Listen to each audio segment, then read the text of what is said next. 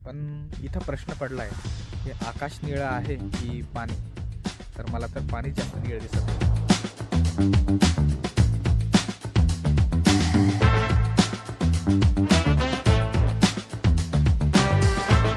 नमस्कार मित्रांनो, स्वागत आहे तुमचं चॅनलमध्ये.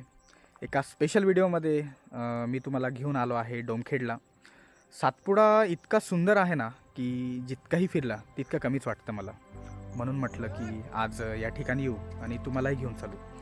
तर आता सध्या टाईम होतो आहे संध्याकाळचे 5:30 आणि इथं येण्याच्या पूर्वी खूप काही घडलं आहे आणि ते काय घडलं ना ते तुम्ही नक्कीच बघा. नुकतंच धडगाव क्रॉस केलं आहे आणि डोमखेडीच्या रस्त्याला लागलो आहे. आता इथून डोमखेडी किती किलोमीटर आपलं?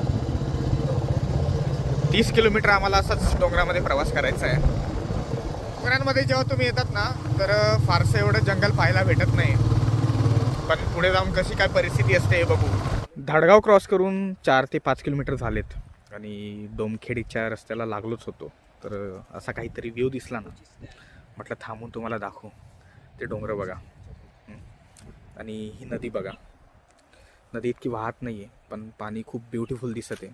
तुम्हाला वळणं दिसत आहेत ना, आपल्याला थेट हा घाट क्रॉस करून त्या डोंगरांमध्ये जायचं आहे. आता हे डोंगर इथून किती दिसतात ते नाही माहिती.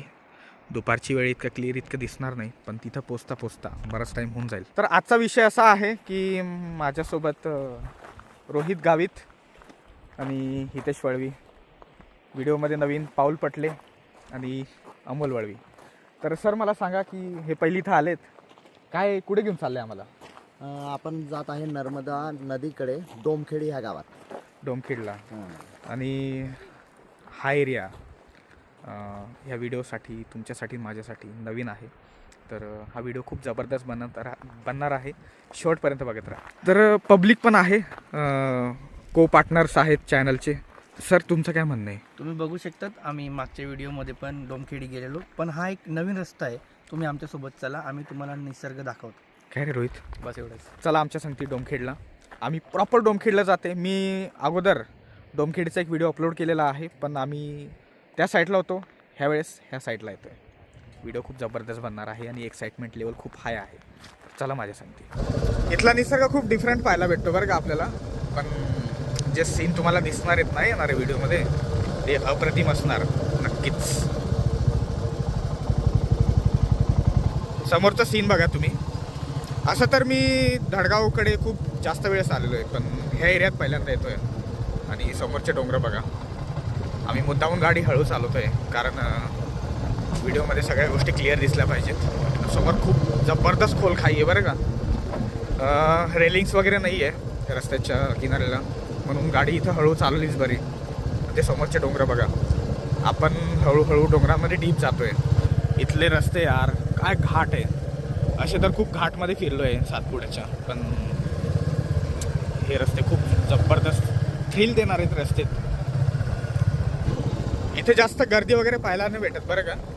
गाड्या तर आम्हाला एकही गाडी क्रॉस झाली नाही, पण एवढा आहे की रस्ते चांगले आहेत. आता थेटपर्यंत रस्ते चांगले भेटतात का हा बघण्याचा विषय राहील.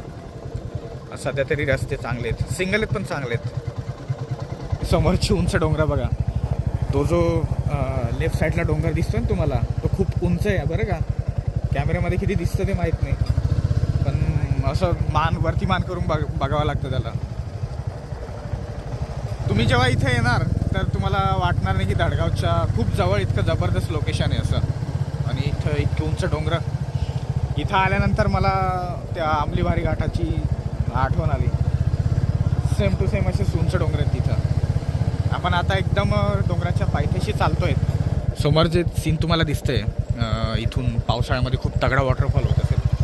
पावसाळ्यामध्ये जबरदस्त सीन असेल यार. अनफॉर्च्युनेटली आम्ही व्हिडिओ बनवणं सुरूच केलं की पावसाळा जेव्हा संपला होता. इथून कच्चा रस्ता लागतो, दगडा वगैरे जास्त असतात रस्त्यामध्ये, म्हणून इथं आल्यानंतर गाडी थोडी हळूच चालवली गेली पाहिजे. हा व्हिडिओ बघणाऱ्यांना तर माझा हाच सल्ला राहील की अशा ठिकाणी ना आलेलंच बरं. व्हिडिओमध्ये बघूनच एन्जॉय करा तुम्ही, कारण थोडंसं रिस्की असतं यार हे. काय सीन आहे बघा. आम्ही थेट तो घाट क्रॉस करून आलो आहे असं फिरून, आणि समोरचे डोंगर बघा. ही जी समोर नदी दिसते ही तीच नदी आहे जी मी तुम्हाला काही टायमापूर्वी दाखवली त्या व्हिडिओ क्लिपमध्ये. आणि हा घाट बघा दिसत असेल.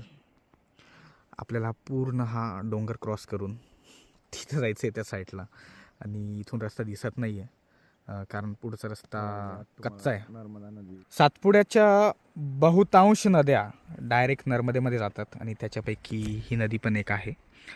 ही जी तुम्हाला दिसते ना, ही डायरेक्टली तिथं नर्मदेमध्ये मर्ज होते आणि ते पण तुम्हाला दाखवतो. तर चला. सातपुड्याचं लद्दाखमध्ये आलो आम्ही. कोणी विचार करेल का की असे पण रस्ते आहेत असं? हां, हे व्हिडिओ बघून नक्कीच कमेंट करा यार, रस्ते कसे दिसत आहेत तसं. ऊन चांगलं आहे आणि दुपारचे वाजता आहेत 2:30 पावणे 3 वाजता आहेत आणि समोरचे रस्ते बघा तुम्ही.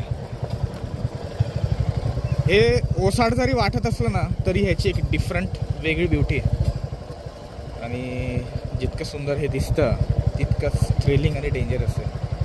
कारण थोडा जरी बॅलन्स चुकला ना गाडीचा तर थेट आपण जी लेफ्ट साईडला खाई दिसते त्याच्यामध्ये जाऊ. नळगव्हाण मार्ग.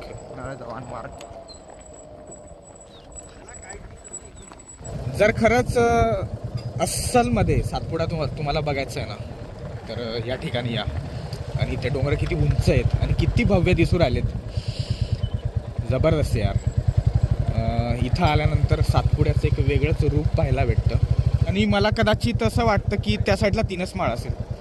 तीनसमाळ एक गाव आहे जिथून 3 राज्याच्या सीमा एकत्रित येतात, जसं की महाराष्ट्र, गुजरात आणि मध्य प्रदेश. त्याच्यावरती एक सिनेमॅटिक व्हिडिओ पण मी चॅनलवर अपलोड केलेला आहे. ते व्हिडिओचं थंबनेल मी इथं वरती टाकून देईल, नक्कीच बघा, बघण्यासारखं आहे ते.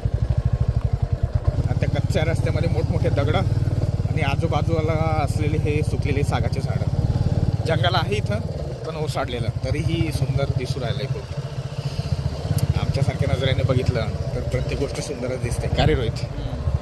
आता आपण हळूहळू डोंगर उतरू कारण नर्मदा नदीचा किनारा लागेल, बॅकवॉटर लागेल आणि आपल्याला थेट तिथंच जायचं आहे. एक गाव लागलं आहे कुठलं तरी, सॉरी घर आहे, एकटंच घर आहे यार. इथलं अस्सल जीवन कसं असतं बघा. इतक्या डोंगरामध्ये एकटंच घर आहे म्हणजे इथलं आयुष्य किती कठीण आहे. इलेक्ट्रिसिटी इथं नाही आहे, दुकानं राहत नाही, जवळ हॉस्पिटल नाही. तुम्हाला सगळ्या गोष्टीचा प्रबंध करूनच इथं राहावं लागतं. इमर्जन्सीला तुम्हाला धडगाव जायचं असेल तर 1.5 तासाचं तुम्हाला तगडा घाट क्रॉस करायचं आहे आणि धडगाव जायचं आहे.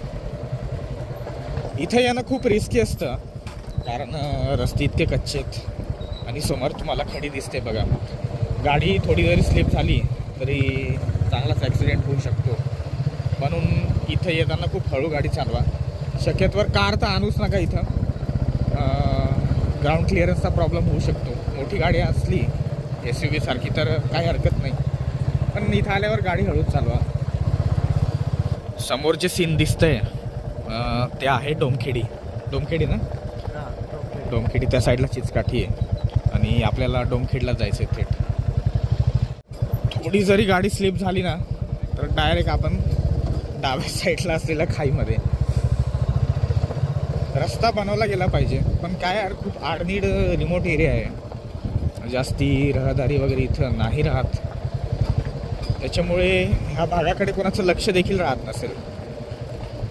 पावसाळ्यामध्ये हे जबरदस्त दिसत असेल यार. 1-1.5 तास प्रवास केला आणि तो रस्ता कसा आहे ते तुम्ही बघितलंच असेल. आणि इथं येऊन पोचलो आहे अशा पॉईंटवर जिथून चिचकाठी दिसतं आणि डोमखेडी दिसतं. इथला व्ह्यू तुम्ही बघा. हे पूर्ण नर्मदे नदीचं बॅकवॉटर आहे बरं का. आणि समोर जी तुम्हाला दिसते ते चिचकाठी आहे. ह्यावरती मी ऑलरेडी एक व्हिडिओ बनवलेला आहे, थंबनेलमध्ये मी तुम्हाला टाकून देईल. आणि आम्हाला जायचं आहे ह्या साईडला डोमखेडला. आता विषय असा आहे की नर्मदा नदी कुठे, तर समोरचे जे डोंगर तुम्हाला दिसत आहेत, तो जो दुसऱ्या नंबरचा डोंगर दिसतोय, हा पहिल्या नंबरचा डोंगर दिसतोय, ह्या दोघांच्या मध्ये नर्मदे नदीचा मेन फ्लो आहे. त्यावरती मी ऑलरेडी एक व्हिडिओ बनवलेला आहे, 2 व्हिडिओ मी बनवलेले आहेत त्याच्यावरती. त्याचे थंबनेल तुम्हाला टाकेल. आणि आज आम्ही जात आहे डोमखेडला. मागच्या व्हिडिओमध्ये गैरसमज असा झाला होता ना की ज्या ठिकाणी आम्ही गेलो ते होतं चितखेडी आणि आम्हाला वाटलं ते डोमखेडी आहे. ॲक्च्युली आम्हाला सांगितलं तसं गेलं होतं, पण अमोल बोलला की ते चितखेडी आहे आणि ॲक्च्युअलमध्ये डोमखेडी आहे. आम्ही जात आहे ते. तर हा व्हिडिओ त्याच्यासाठीच बनवते. आता आपण डोमखेडी जाते हां तिकडे आपण बोट वगैरे भेटेल का नाही सांगता नाही येत पण आपला यार बोट नाही भेटणार असं कसं काय. बोटिंग तर आपण करायचीच आहे तिकडे जाऊन आपण मस्तपैकी बोटिंग वगैरे करूया. जसं अमोलने सांगितलं की बोटिंग वगैरे करायला भेटेल. बोट भेटली ना तर खरंच तिकडे ना आता इथं जाणं आपण बघू, कारण डोंगरांमध्ये बोटिंग करायची आहे. बोट भेटली पाहिजे. एक्साइटमेंट खूप हाय झाली अचानक. चला आता डोमखेडी पोचायला आलो आहे आणि असा काहीतरी रस्ता आपल्याला लागतो. रस्ता कच्चा आहे आणि सिंगलच आहे आणि नदीच्या किनारी आपण पोचू तर ते सीन तुम्हाला दाखवतो.